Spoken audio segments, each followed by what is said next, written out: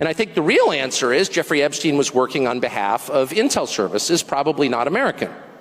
And we have every right to ask, on whose behalf was he working? How does a guy go from being a math teacher at the Dalton School in the late 70s with no college degree to having multiple airplanes, a private island, and the largest residential house in Manhattan? Where did all the money come from? And no one has ever gotten to the bottom of that because no one has ever tried. And moreover, it's extremely obvious to anyone who watches that this guy had direct connections to a foreign government.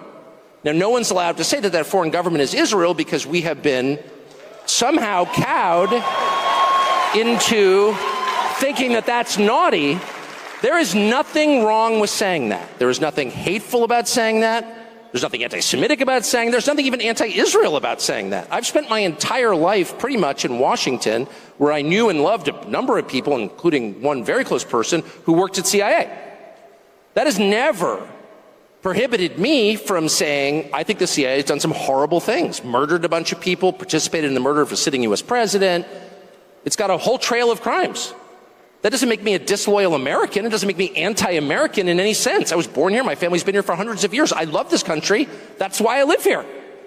So criticizing the behavior of a government agency does not make you a hater. It makes you a free person.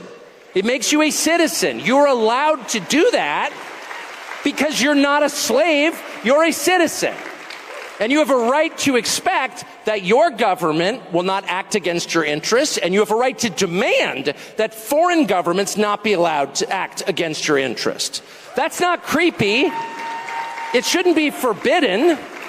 And yet all of us have trained ourselves to believe that you can't say that somehow, that that's like too naughty and forbidden. And the effect of making that off limits has been to create a lot of resentment, and I'll say it, hate online, where people feel like they can't just say, like, what the hell is this?